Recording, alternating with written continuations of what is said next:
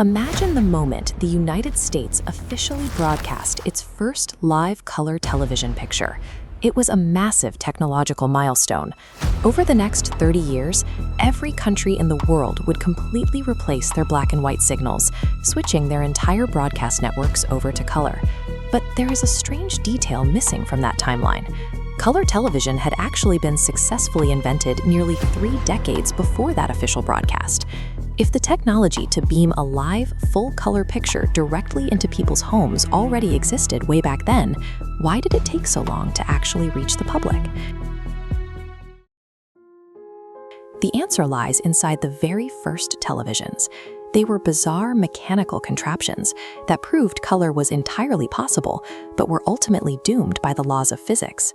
To understand the delay, we have to look at 1925, when Scottish inventor John Logie Baird built the first working television. His machine didn't rely on microchips or digital sensors.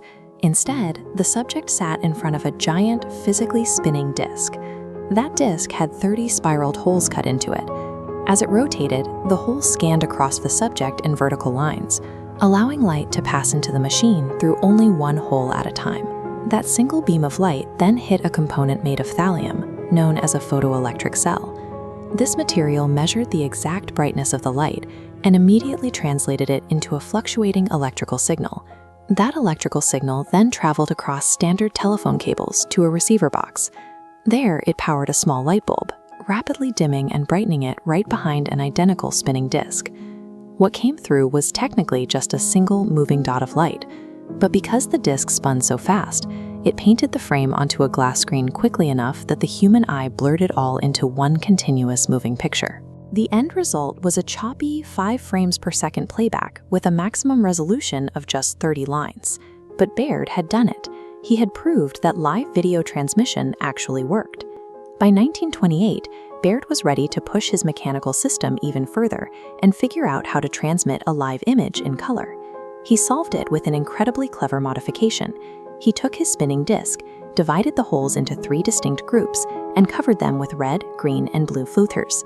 Now, as the disc rotated, the machine scanned the subject 3 separate times. It created entirely separate records for the red light levels, the green light levels, and the blue light levels. On the receiving end, the playback machine mirrored this perfectly, rapidly flashing a red frame, then a green frame, then a blue frame in tight sequence. This relied entirely on a biological quirk. The human brain holds on to an image for a split second after seeing it, so those rapid, sequential colored frames seamlessly merge together in the viewer's mind to form a complete, full-color picture. When Baird demonstrated this in 1928, audiences were entirely taken aback. Even on a tiny 2-inch screen, they could clearly see the vibrant, distinct colors of fresh strawberries and flower petals. But splitting the disc into 3 sections meant the resolution plummeted to a miserable 15 lines. To get anything resembling a sharp, smooth picture, he would have needed a massive metal wheel spinning at completely impossible, highly dangerous speeds. Baird had successfully cracked the color problem, but he also accidentally exposed the fatal flaw of his own machine. Using heavy, physical moving parts for television was a mechanical dead end. The discs simply could not spin fast enough without tearing themselves apart. This physical limitation forced inventors around the world to accept a hard truth. They had to scrap the spinning discs and start completely over. To achieve the kind of high resolutions and smooth frame rates required for mass broadcasting, television simply couldn't rely on heavy physical parts. It needed to harness something entirely weightless, moving electrons. The answer to that problem was actually sitting in a German laboratory 60 years in the past. There, physicists Heinrich Geissler and Julius Plucker had been running strange experiments with gas and electricity. They found that if they sucked almost all the air out of a sealed glass cube and applied an electrical current, the remaining gas inside would unexpectedly focus into a bright, glowing point of light. But Plucker made an even more critical discovery. If he simply placed a magnet next to that vacuum tube, the glowing beam of light would instantly bend and move along with it, requiring 0 mechanical parts. Manipulating pure light with magnets inside a vacuum tube was exactly the breakthrough the world needed. It was about to make mechanical televisions completely obsolete and set the stage for the true invention of the modern screen. Early mechanical televisions relied on spinning metal discs to paint images line by line. But physical machinery has hard physical limits. Spin a disc fast enough to get a detailed picture, and the metal starts to vibrate violently. To get higher resolution and smoother movement, inventors needed a way to ditch the moving parts altogether. They needed something nearly weightless. They needed electrons. German physicist Ferdinand Braun provided the answer when he built the first cathode ray tube, or CRT. This diagram shows how it works. An electron gun in the back fires a beam, while two magnets steer that beam vertically and horizontally, precisely painting light onto the wide screen at the front. By swapping out heavy mechanical wheels for an invisible, solid-state beam of electrons, the CRT solved the display side of the television equation. In 1927, Japanese inventor Takayanagi proved this worked. He successfully created a CRT-powered electronic display, boasting an impressive 100 lines of resolution. But there was a massive catch. While the display in his system was electronic, the camera capturing the subject still relied on a multi-holed spinning mechanical disc to record the incoming light. Television was stuck in a half-electronic state. To achieve true broadcast quality, someone had to figure out how to capture light itself using pure electronics. Russian-American inventor Vladimir Zworykin cracked it in 1933. He created the iconoscope, effectively the world's first fully electronic video camera. Light focuses onto a silver-backed mica sheet covered in microscopic photosensitive grains. Illuminated areas lose charge, leaving an inverted electrical snapshot. An internal electron gun scans the grains line by line, bouncing off charged areas to a detector, translating it into an active electrical signal. Zworykin closed the loop. Cameras could finally translate physical light directly into an electronic signal, which the CRT on the other end decoded and displayed. By the mid-1930s, pairing the iconoscope camera with a CRT display produced black and white television that was smooth and visibly clear. Consumers responded immediately. The number of black and white sets in American living rooms skyrocketed from just 10,000 to over 5 million in a few years. Standardizing this infrastructure unified the broadcast. However, the volume of sets in American homes created a rigid barrier for the next phase of television development. The next technical hurdle was forcing this single-signal electronic loop to process full color. The American company RCA decided to tackle it with brute force. Rather than inventing a new color camera, they multiplied the existing iconoscope technology by 3. In RCA's system, incoming light is forced through prisms, splitting the image into distinct red, green, and blue channels, feeding into separate cameras. On the receiving end, 3 independent CRTs project that colored light through lenses, recombining it into a single picture. In practice, aligning those 3 separate images was difficult. Packing 3 individual CRTs into a single cabinet made the television expensive to manufacture and maintain. RCA successfully proved the underlying science of color, but their design showed that simply multiplying hardware to fix a new problem creates a cascade of even bigger logistical issues. Sending 3 distinct color signals over the airwaves rendered the broadcast unreadable to standard black and white sets.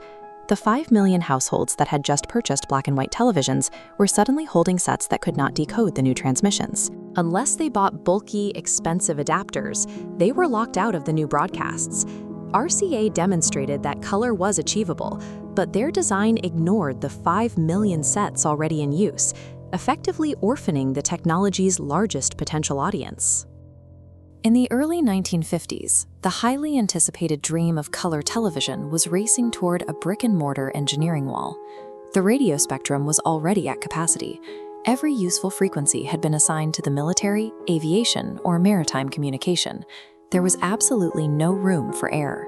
The FCC dictated that every television channel had to fit into a narrow 6 MHz bandwidth. While a black and white signal fit neatly into that slot, a full-color broadcast required 3 times the data to transmit its red, green, and blue components. Broadcasters couldn't simply move to wider channels without interfering with emergency and military frequencies. To make color work, engineers had to find a way to circumvent the laws of data capacity. This wasn't just a technical problem, it was a social one. Millions of black and white television sets were already sitting in American homes.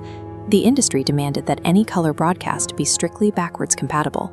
An old set had to be able to extract a clear black and white image from the exact same radio waves used to transmit color. The goal was to cram 3 times the information into a full container while ensuring the data remained perfectly legible to machines that didn't even know color existed. The solution began with a shift in logic. They stopped trying to transmit raw red, green, and blue data. Instead, they separated the signal. They created Luma, a stream carrying information about only overall brightness. Because Luma is the exact native language of black and white television sets, these old machines could read the new broadcast immediately. For color, they used a mathematical shortcut. They compressed hues into 2 signals, phased 90 degrees apart, forming a single chrominance wave. This chrominance signal was hidden. Modulating it at exactly 3.57 MHz allowed it to lock onto the larger Luma signal without expanding bandwidth. When an old TV receives this, it filters out the high-frequency color data as noise, but a color TV uses a tiny reference burst at the start of each line to reverse the math and pull the individual colors back out. This method smuggled a complete color picture through the airwaves without consuming a single extra hertz of the FCC's restricted spectrum.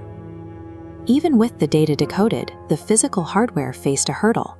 The electron guns of the era were too imprecise to hit the microscopic color phosphors on the screen without blurring into each other. To solve this, RCA engineers placed a shadow mask, a metal plate with thousands of tiny holes, just behind the glass. Because the 3 guns are slightly offset, their beams pass through these holes at specific intersecting angles. The mask acts as a physical filter. It blocks any stray electrons, forcing even an inaccurate beam to strike only its designated red, green, or blue target. This internal hardware filter allowed the television to resolve dense radio signals into a coherent color image. This was a massive technical achievement, but it did not lead to an overnight change in American living rooms. Because these sets were so expensive to produce, color households didn't actually overtake black and white until the early 1970s. It took decades for manufacturing costs to drop enough for the public to catch up to the engineering. Yet the encoding method itself proved to be incredibly drawable. This specific way of smuggling color became the American standard, remaining entirely unchanged for 60 years. These clever analog waves only disappeared in 2009, when the United States finally moved to a digital broadcasting standard. By finding a way to hide the future inside the limits of the past, engineers ensured that a television bought in 1950 remained a functional window into the world for over half a century.